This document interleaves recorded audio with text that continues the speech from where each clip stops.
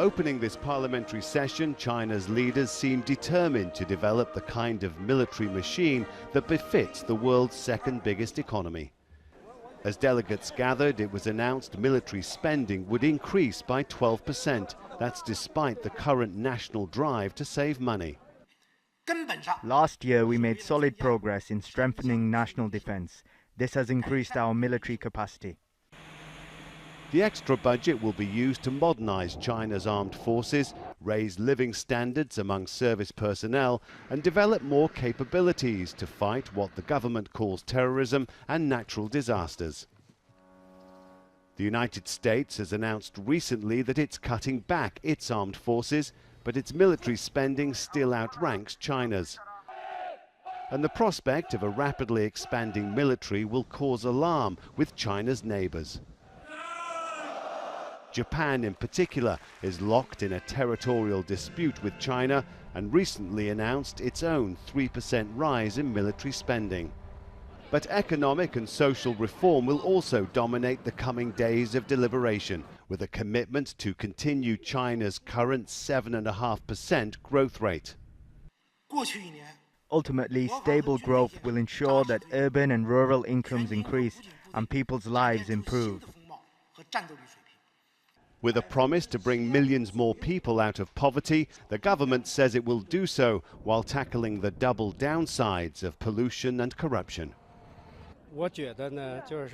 I think China needs to change its economic growth pattern. We cannot sacrifice the environment for economic growth. Many of these delegates are from regions still waiting for their share of China's economic success, making sure they get it without widening the wealth gap, encouraging more corruption, or creating too much pollution. Those are the challenges now facing the Chinese leadership. Rob McBride, Al Jazeera, at the Great Hall of the People, Beijing. Ramping up the military budget, China says it's seeking peace through strength. Is Beijing being increasingly assertive in a tense region? And how much of a concern is China's growing military power? This is Inside Story.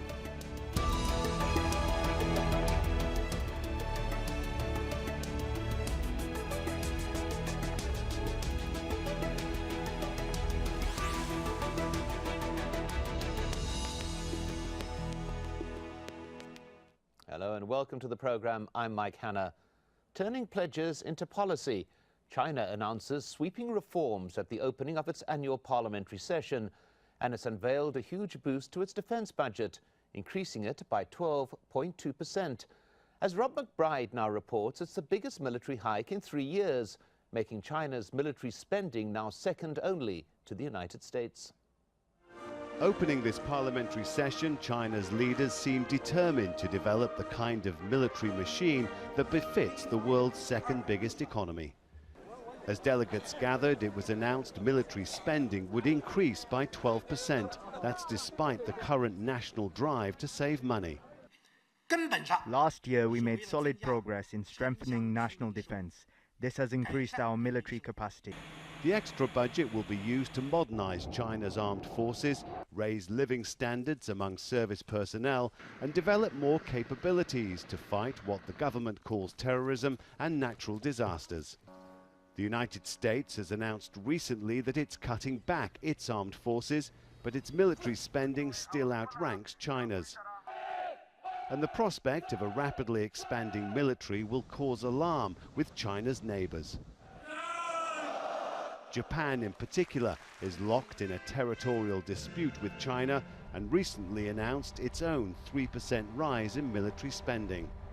But economic and social reform will also dominate the coming days of deliberation, with a commitment to continue China's current 7.5% growth rate. Ultimately, stable growth will ensure that urban and rural incomes increase and people's lives improve. With a promise to bring millions more people out of poverty, the government says it will do so while tackling the double downsides of pollution and corruption. I think China needs to change its economic growth pattern. We cannot sacrifice the environment for economic growth. Many of these delegates are from regions still waiting for their share of China's economic success, making sure they get it without widening the wealth gap, encouraging more corruption, or creating too much pollution. Those are the challenges now facing the Chinese leadership. Rob McBride, Al Jazeera, at the Great Hall of the People, Beijing.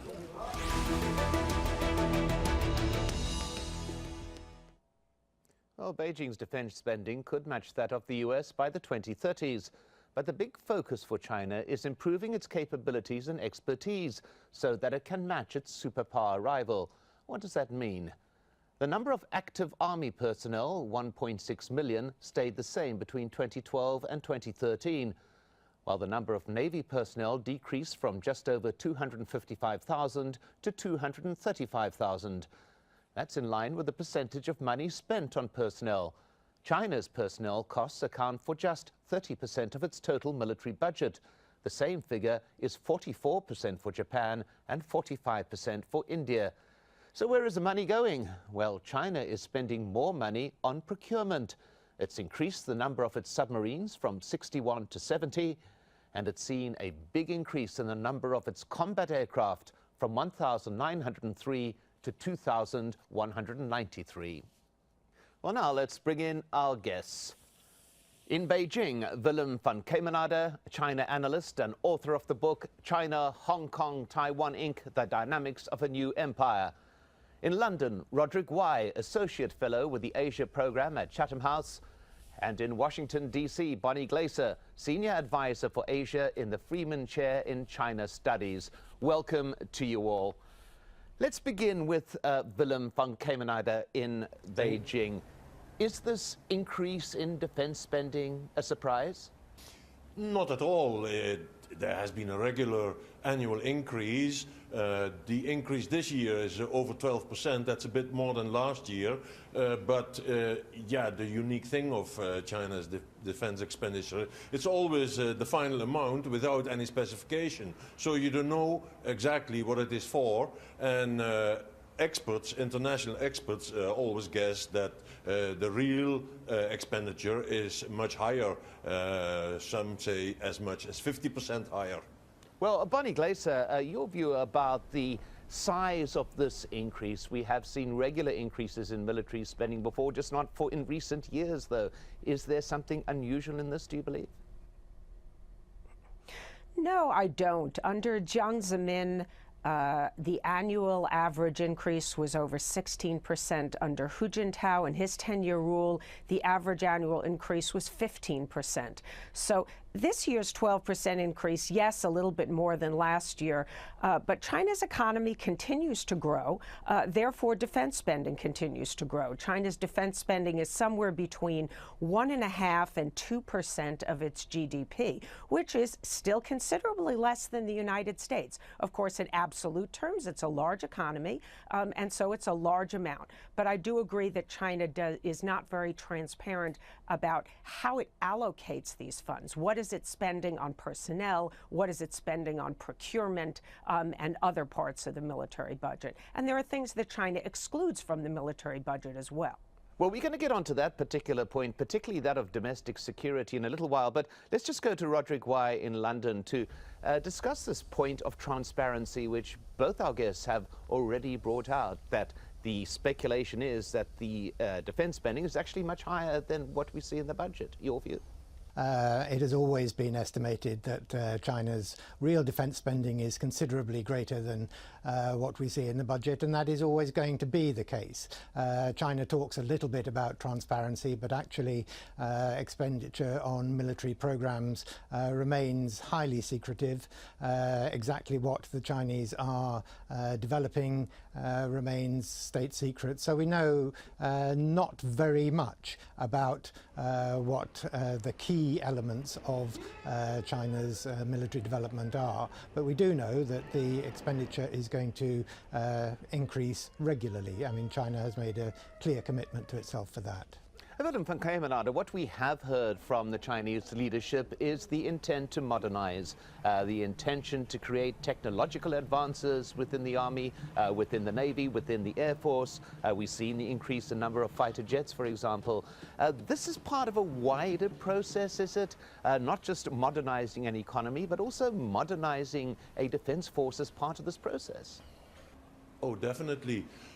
Well, China's broad general goal is to become a global power with a blue water navy with global reach.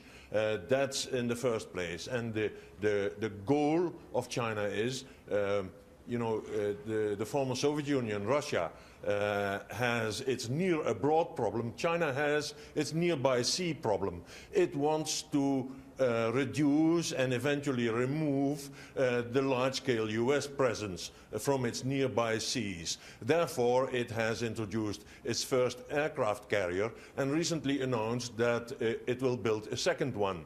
And to counter the movement of American aircraft carriers, it has developed a missile that has already led to the American decision to stay away from too close near the Chinese coast, particularly from the Taiwan Straits. And well, and then there is China's development of a stealth fighter, which was presented during a visit of the former Defense Secretary Gates, Thomas Gates, and Robert Gates, sorry.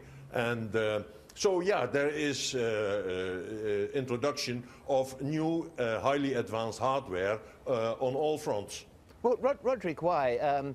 You brought up that point about, well, there's always been a lack of transparency. It's not quite clear exactly what is being developed within the Chinese military. But one thing that we do know is that aircraft carrier that was referred to, an old Ukrainian vessel which is being retrofitted.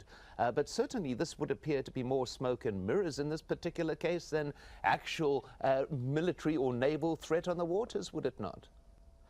In that particular case, probably yes, because not only is it an old vessel retrofitted, but it takes a lot of practice and experience to properly operate a carrier group in an operational sense, and China is still a considerable way off that. But I think what we are going to continue to see is a regular upgrading of Chinese military capabilities. As the Chinese economy gets stronger, they will have more that they are able to devote to defense. And for China's international view of its own international standing, it is important that it has a military capabilities consistent with that of a serious power. Well, Bonnie Glaser, we hear the linkage between economic development and the size of the military. Economic growth at the moment, the target, at least according to the Prime Minister, 7.5%. Yet up until a year ago, many would argue that unless China gets double-digit growth with the speed at which it is developing and needs to develop, it is going to be left behind. Is there a contradiction between increasing the strength of its military and economic development, or is it part of the same thing? Well, I think that the two are obviously connected. Chinese leaders have come to understand that the quality of economic growth is more important than the rapid pace of economic growth. The Chinese face many domestic challenges, the growing urban-rural income gap, for example, environmental problems, very heavy debt.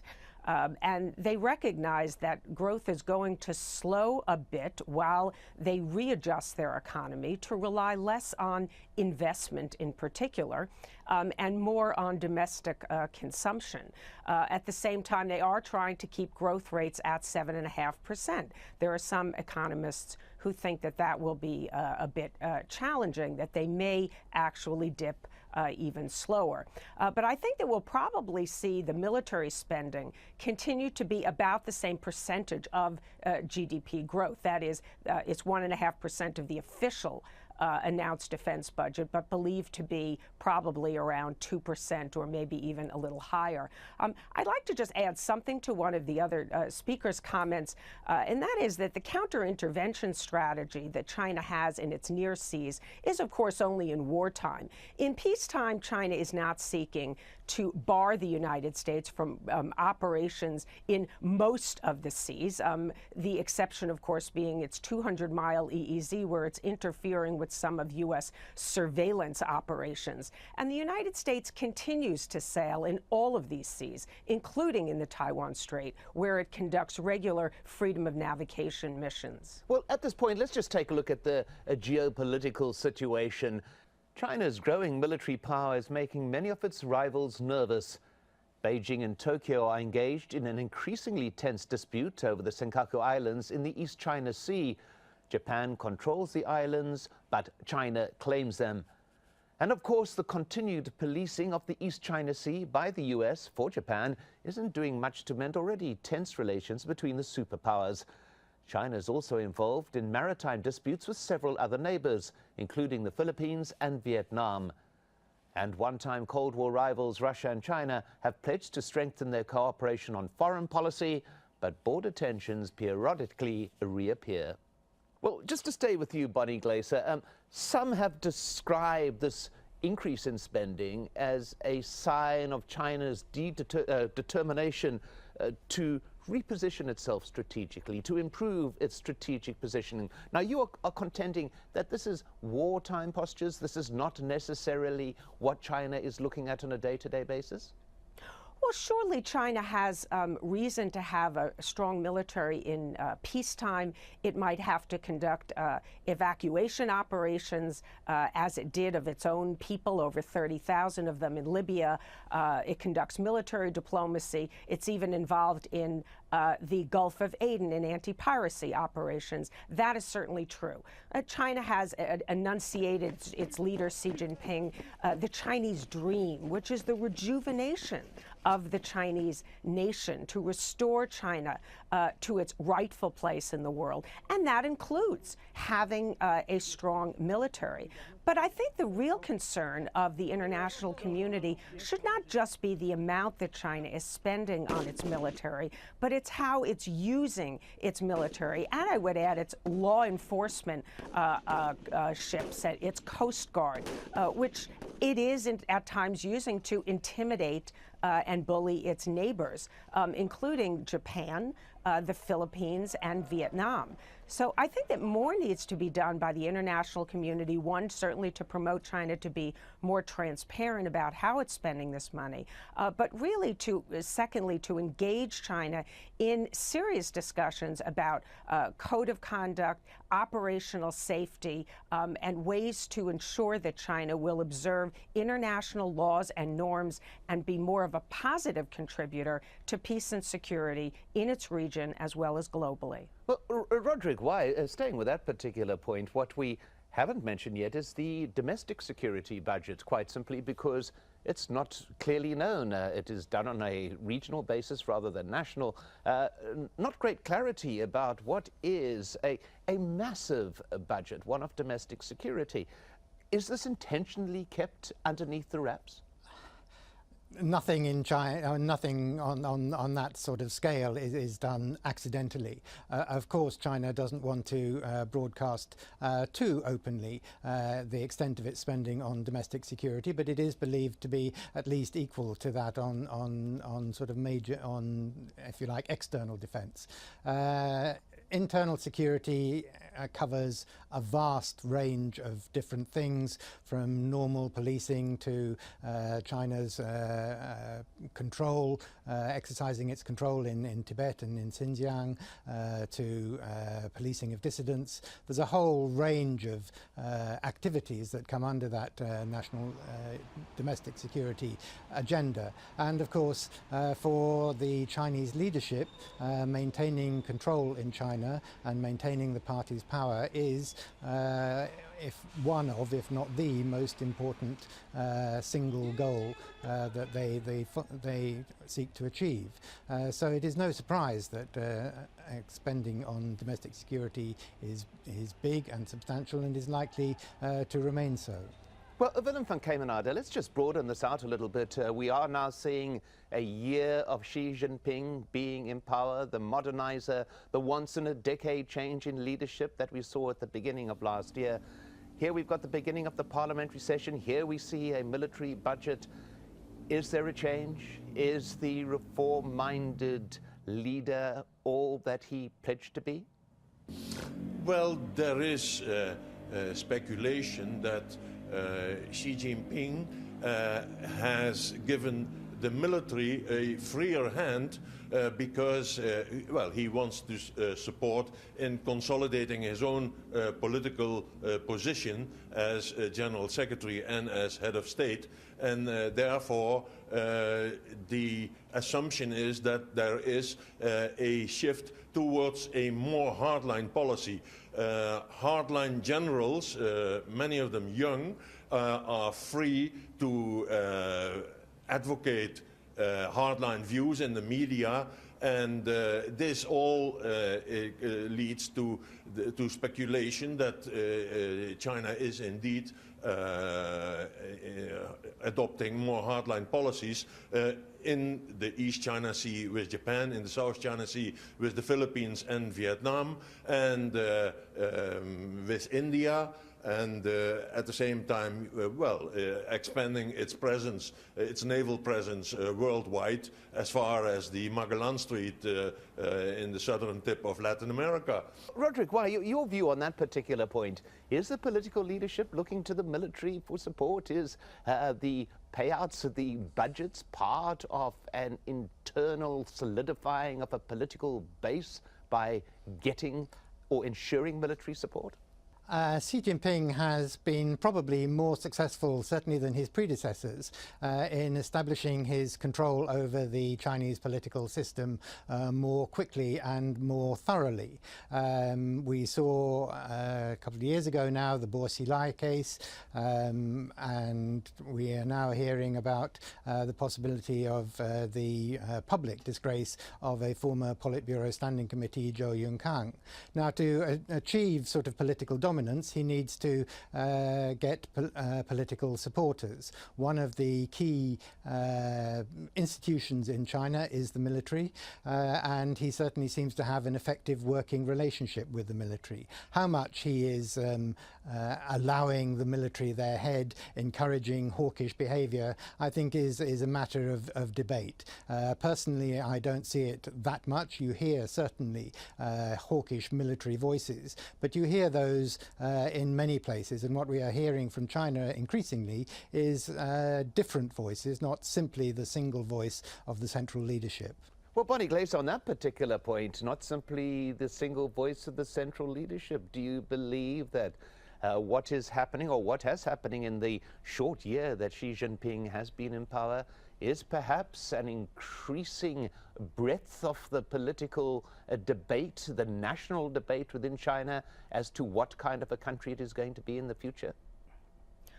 Well, I think that there is a great deal of debate in China, and there are many constituencies and interest groups, and Xi Jinping really has to contend with all of them.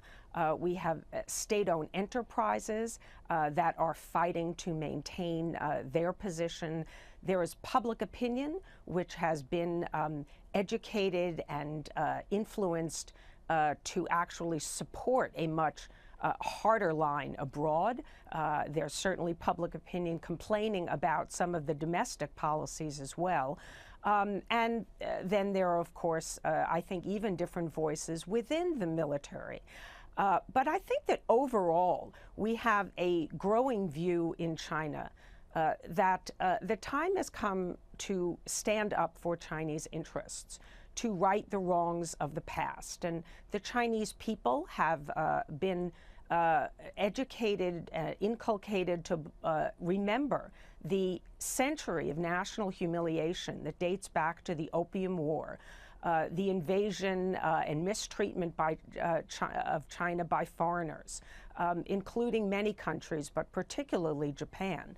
And so there really is a shared desire to stand up for and defend Chinese interests.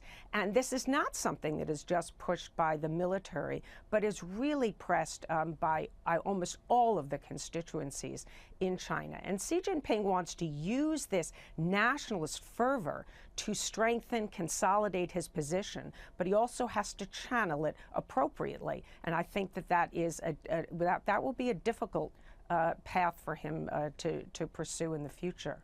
Willem van Kemenade, very quickly, your view on that particular contention, the need to channel national fervor while developing it at the same time? Well, Xi Jinping has invested a great deal in an anti-corruption campaign, more draconian than any of them before. And, well, as the other speaker said, a standing committee Politburo member, a former one, Zhou Yongkang, has been put under a form of house arrest. His son has been arrested. The general concern is that if China doesn't tackle corruption more seriously and in a more draconian way, China will perish. And the other side of the coin is that if the corruption is handled too fiercely, that the Communist Party will perish. Well, Roderick, why, very quickly, your view on that, the dilemma facing Xi Jinping after his year in power to get rid of corruption, yet to retain all the political controls and support, including that of the army. It's a problem. You can only go so far in pursuing corruption because corruption actually reaches the highest levels in China, and it is not possible to completely root it out without seriously damaging the foundations of the party state. So yes, there are dilemmas, there are political dilemmas, there are all the economic and social problems that Bonnie Glaser was referring to. China is not an easy place to govern, but what we are seeing is an increasingly confident China, a China that has grown economically, that feels that it does now have the chance to take its rightful place in the world and to put right some of the wrongs that it feels that it's been done to it over the years. Well, at that point, many thanks to my guests, Willem van Kemenade, Roderick Y, and Bonnie Glaser. And why not join in this discussion online? Leave us your thoughts and comments at Facebook or Twitter. I'm Mike Hanna. Thank you for watching, and goodbye for now.